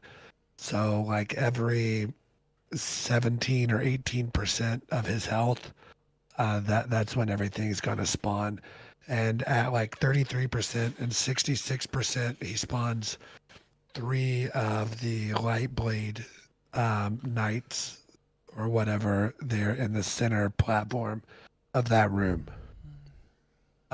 Being this is the last season, a holiday, we got some traveling going on. We were not going to do a gambling corner this week. So with the way it looks, Chad is the winner. Jared finishes second. I finished third. That means Chad gets to determine the punishment for Jared and the punishment for myself. My punishment should be slightly worse than Jared since I got last place. So, Chad, have you thought about your punishment, or do you need like another week to dole that out?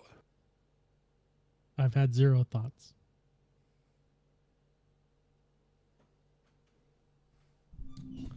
All right. Slightly off on the math because I didn't update the rundown. I updated stream. So I'm actually in last place, and Fox, you got second. Oh, okay. Sorry about that. So, Jared make gets the yours worst worse, Ryan. punishment. Thank you.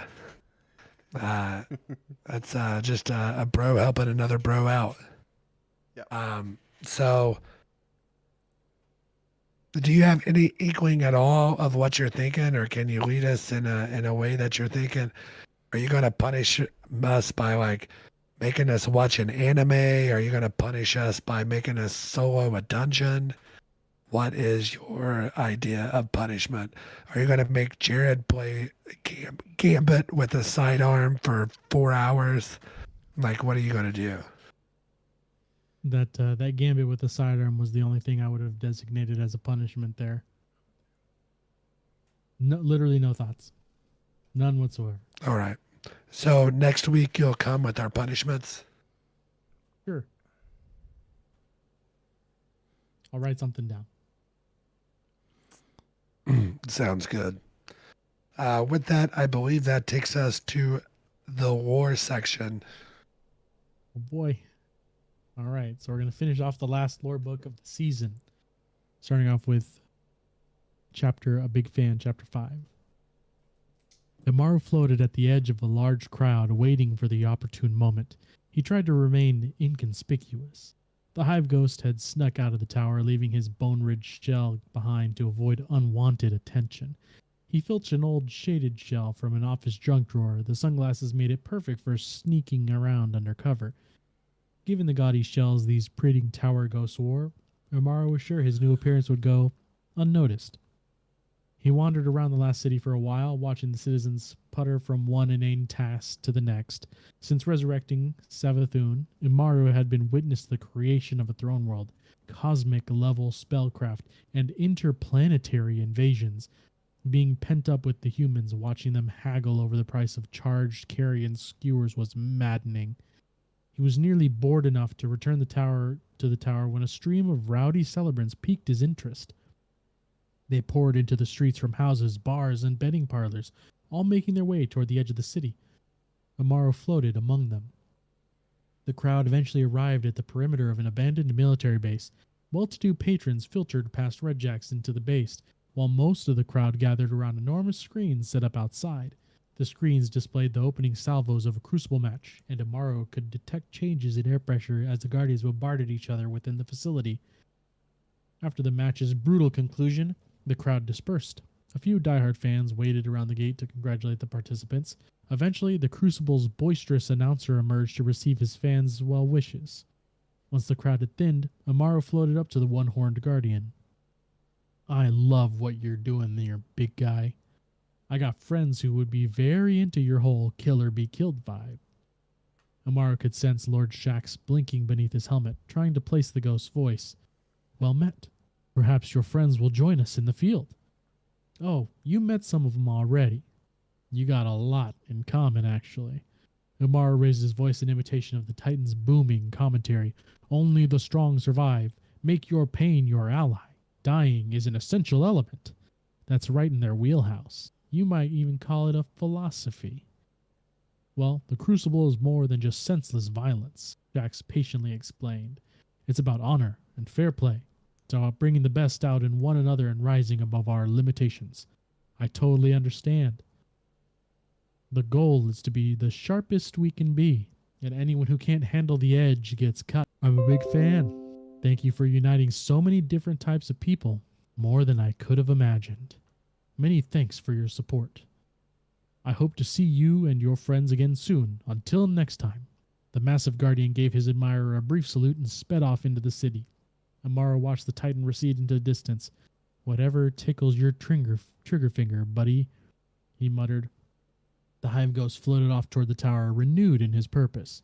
At least now he knew that what the Witch Queen saw in the humans. Maybe they would have come around after all. Chapter 6, Contingency. In the end, they'll accept your offer. The witness won't leave them any choice. Savathun's voice echoed throughout the empty ritual chamber. Amaru floated in the middle of the vast space, listening intently to his boss's pre-recorded instructions. With the war mind gone and the traveler incapacitated, they'll only have one option left. Savathun's recorded voice cooed. "They'll have to do things our way, and you'll be here to make sure they do." Amaru grumbled. The boss was betting a lot on the Vanguard, more than she bet on her own brood. Pride stung the edges of the first ghost's ego. He'd been an exemplary leader in Savathun's absence. If anything, he should be the one overseeing the war effort against Xivu Arath. Then again, he placated himself. Maybe it wasn't a matter of competency. Maybe the Witch Queen just saw the Vanguard as more expendable than her own brood. Hell, he chuckled to himself. Maybe this was just all a long con to keep the Vanguard into Xivu's waiting jaws. Only the boss knew for sure. Imaru initiated playback on another recording, preparing to enact whichever the hundreds of Savathun's contingencies came to pass. If Ikora Rey is the one to accept my bargain, your job will be much easier. The recording began. That one was a deep well of bloodthirst. She ruled the Crucible for many years, as you recall. Her eagerness to be reacquainted with death will lead her back to her convoluted ideas of thanatonautics. If anything, she'll get too powerful too quickly. If that happens, just arrange for her to accidentally kill one of her own. Glint, perhaps. That should slow her down for a while. Don't worry about putting her off for good, though. Once she feels the power of the sword, she'll never stop. Imaru was filled with admiration and suspicion. He wondered if there was a trove of Savathun's contingencies somewhere that involved his sacrifice. Surely not. He was too important for that. He initiated playback of another recording.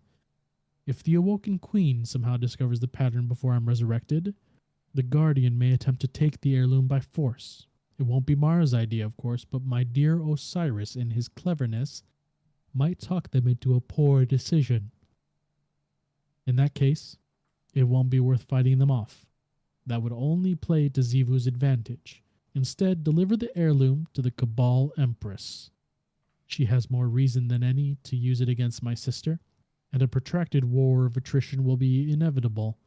While those two rip each other apart, you can approach the Vanguard with a slightly modified deal. Imaru cut off the recording. He hoped it wouldn't come to that. The Vanguard had already guaranteed his safety, but the Cabal had made no such assurances. Showing up on their doorstep with the heirloom was the last thing he wanted. He initiated another recording.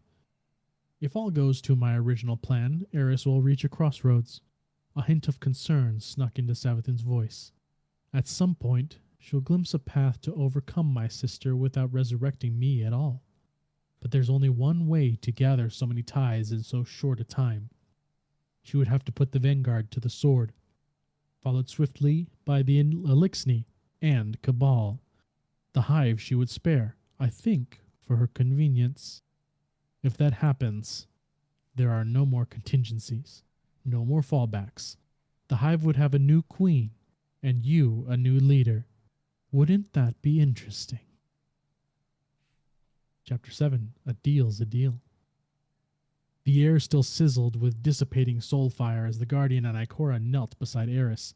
An eruption of light illuminated the thick smoke behind them. Savathun rose again, laughing. I suppose I had that coming, the towering god said as she rubbed her renewed throat. She slowly tilted her head.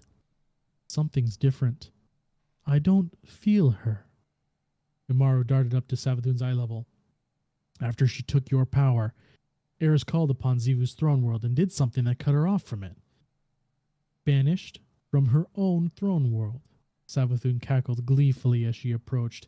Eris, you overachiever, how I love you. I wound you up and you ran right over her.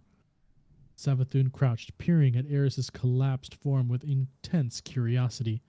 I'm surprised expending that much power didn't kill you outright. Though it explains why you're back in that awful little meat body of yours. Eris propped herself up on one elbow. Ikora moved to help her rise, but Eris waved her off.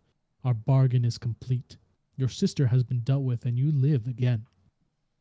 Now, Eris demanded, her uncovered eyes glowing fiercely. Tell us how to follow the witness. Tell you? Savathun frowned, her voice edged with disappointment. I already showed you. Ikora leapt to her feet, roaring void energy distorting the air around her. She took a measured step towards Savathun. No tricks, no riddles, no lies twisted around the truth, she said, her voice firm. Tell us now, or I don't have any reason to let you leave here alive. Savathun slowly drew herself to her full height and grinned down at Ikora, spreading her wings wide. Eris may have managed an interesting sword logic stunt, but I have lost none of my power. She began to hover, her talons dragged across the ground as she floated toward the warlock. You are in no position to stop me. The guardian rose from Eris's side. I am. Savathun paused for a long moment, her ossified face unreadable. Finally, she sighed. Just when you were starting to impress me, she said as she closed her wings and stooped to Ikora's height. Umaru bowed awkwardly to keep level with her. We both need to stop the witness, and to that end, I have given you what I promised, she said slowly. You will find you have it when you are ready. Like Eris said, our bargain is complete. There's no need for drama. Ikora gritted her teeth.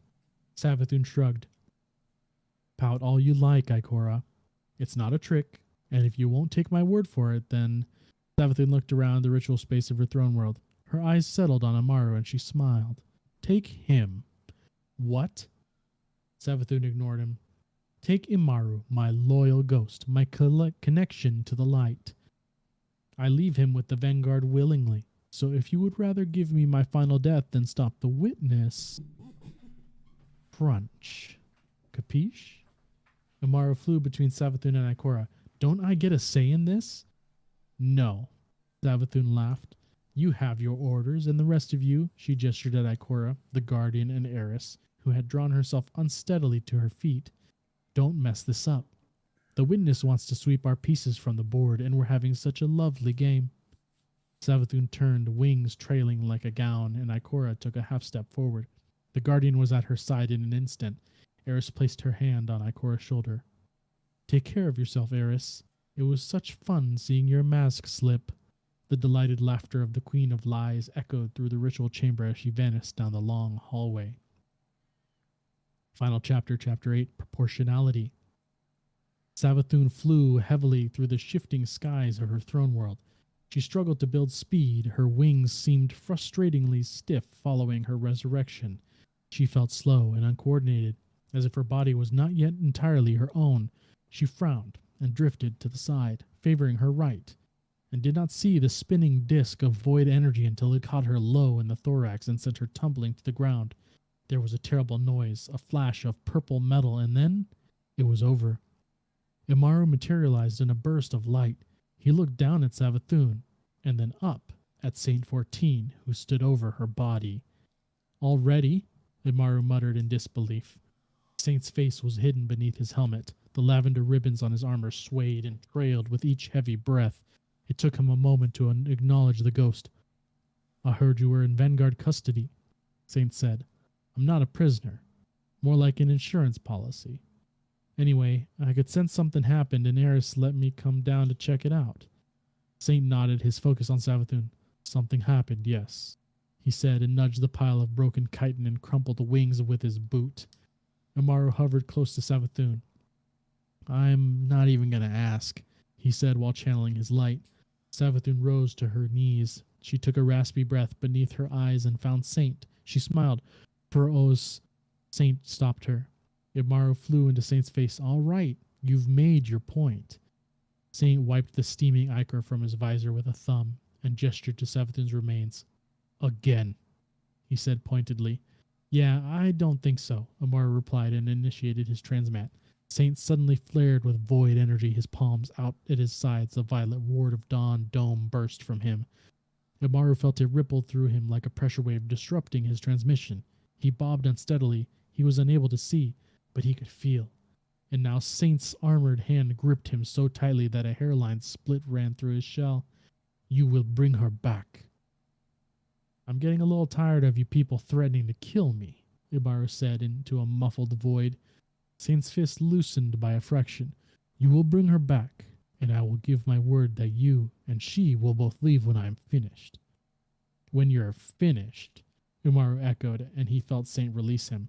He sensed for Savathun's form hidden in the blackness. He grimaced, focused his light, and Savathun began to rise once more. Savathun, Saint said, and killed her. You are very new to resurrection as a light bearer. In the beginning, there is a weakness when you first come back, like waking from a deep sleep. from a coma. That is why I can best you. You are still unsteady. You are Hive, and you know suffering. You come from death. It is nothing to you. But I think you do not know how it feels to be helpless. I will teach you. After a long time, Saint was finished.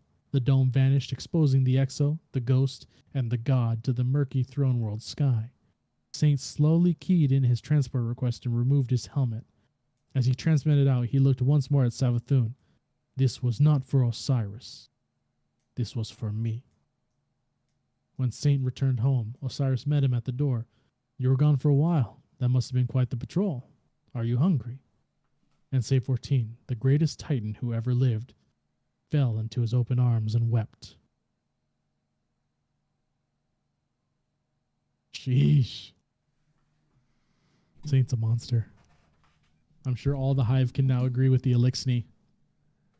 He's just a little upset. I just love it. Yeah. All right, that takes us to the mailbag.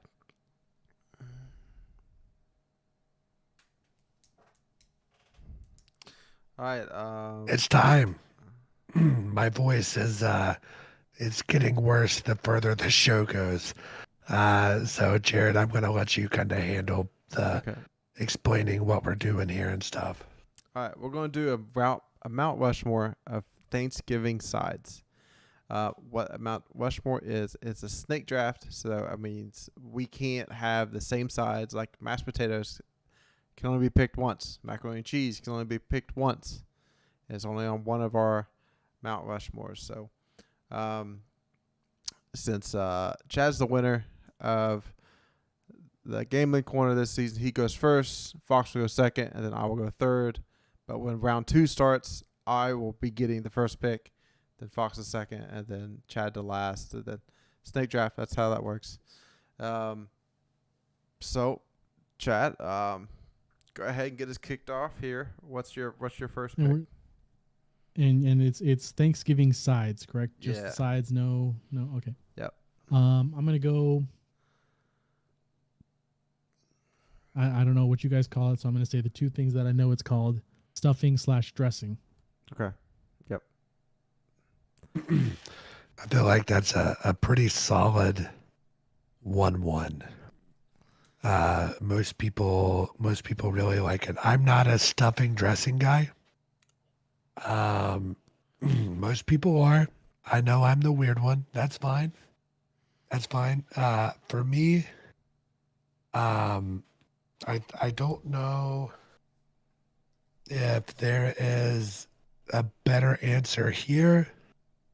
For me, in the second slot, I think mashed potatoes is definitely right here.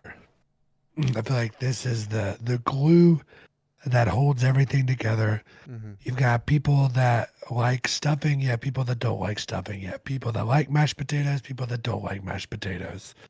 Or I'm sorry, not mashed potatoes, but like green beans or mac and cheese. Like everybody likes mashed potatoes. So I'm going mashed potatoes here. Classic 1 and 2 picks there. I feel like number 3, I gotta take the gravy. You kind of just you said this the glue, but for mashed potatoes, but I think gravy's the glue that ties the whole plate together at times. Especially like when they take the, I don't know what's called. Is it called the juicer? Like they take the juice, the fat out of the turkey pan, put it in another like small pot, and add the flour and stuff to it. Make it down, make it into Yeah, that's the kind of gravy that I'm thinking about and loving there. Yeah. And then I'm gonna go with rolls, like a good buttery that roll. Was my next one. Yep. If you're taking rolls, I'm going to take like, this is a hard one. I'm going to call it shells and cheese because we prefer shells and cheese over macaroni and cheese. Oh, okay. But the same thing, like instead of the macaroni noodles, it's just the shells. So we'll say mac and cheese, shells and cheese, whichever. mac and cheese rolls. That's all the American ones I know. That's literally that's all I got. Yeah. Everything else is just gets weird. It's literally those 5 things. Gets weird. And the rest of it's just regular food. Yeah. Oh man, I'm trying to think. There's a big one missing. I was gonna go right off the rip. Green bean casserole. Okay.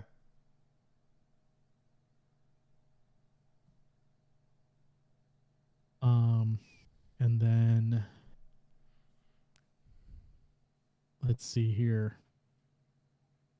Gosh, that's I don't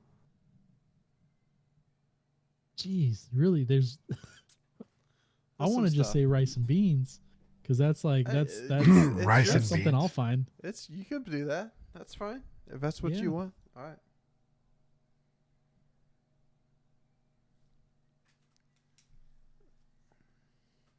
Rice and beans. Okay. I feel like there are 2 options for me to take here. And I don't know like if I leave one, Jared might overlook it and it comes back to me. I'm gonna go cranberry sauce here, I think. Just to secure one. I recently tried cranberry sauce over the last couple of years, and I don't know why it's a staple to Thanksgiving, but it is. For the taste altogether, this is not for me. So I'm gonna go with corn here. I think corn's a great side for Thanksgiving.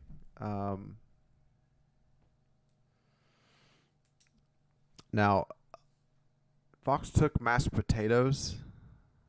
Is there like hash brown casserole? Is that an option to choose from here, or no? I think that I've been places where there's been both. Yeah. So out of the Thanksgiving of my heart, I will allow you to take. Because I know it's been both to take that Thanksgivings that I've been to also. Right. Yeah. Okay. I'm gonna go. So that means it's back to me. We've got mashed potatoes, mac and cheese, cranberry sauce was my third one.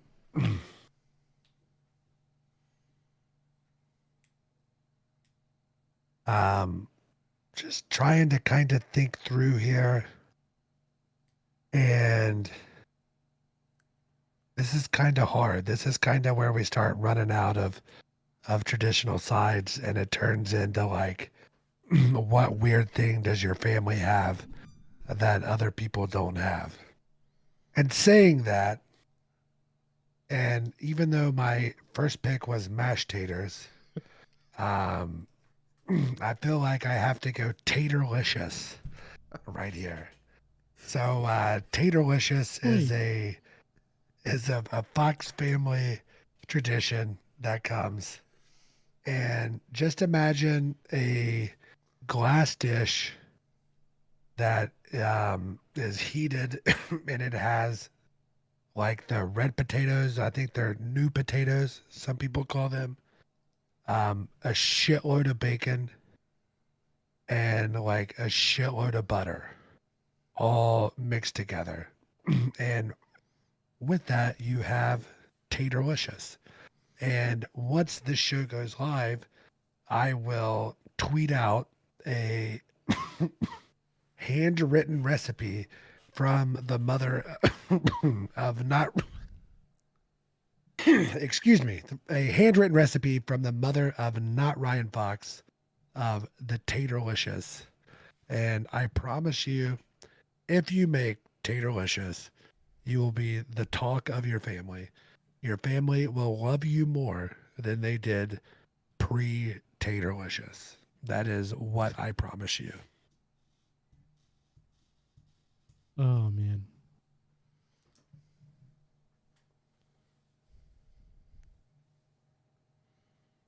All right. And you can find that tweet on Twitter at DestinyCCPod.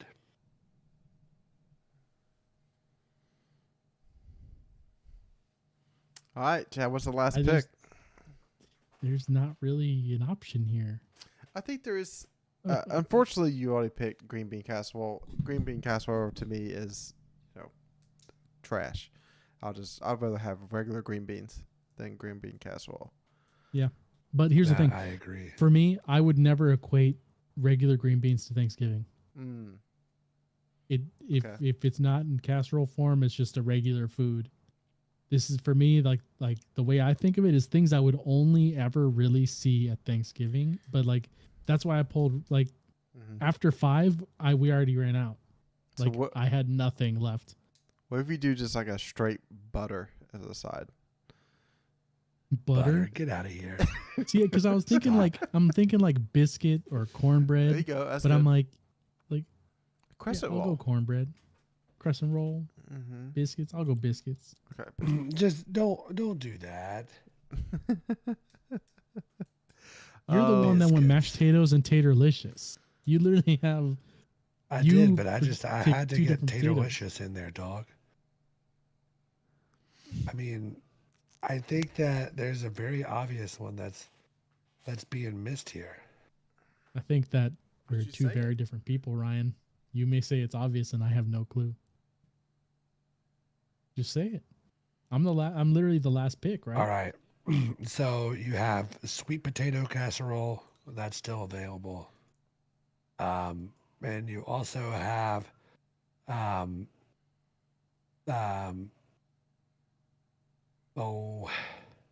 got to go faster. This is already a long podcast, Ryan. Just throw things out.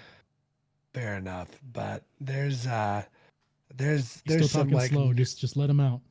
It's like rice. Just start naming things. Just like some rice dishes that are out there. I already said rice. I already put rice up there. I'm not putting potato twice.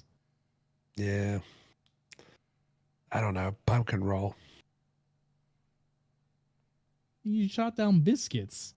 I'm just go pumpkin rolls. Apple pie. But that's a dessert. I wouldn't consider that a pumpkin roll / log. Pecan pie. Which I didn't dip into desserts because nobody else did, and I didn't want to be the a-hole. Because they're not sides, they're entrees. Took a dessert. All right, that's it. All right, that's it. From there, it is now time for my favorite part of the podcast. We are going to guess a number between 1 and 100. I have a random number generator pulled up. And the third roll on the random number generator is the winner. So, guys, what are your numbers? 28. 29.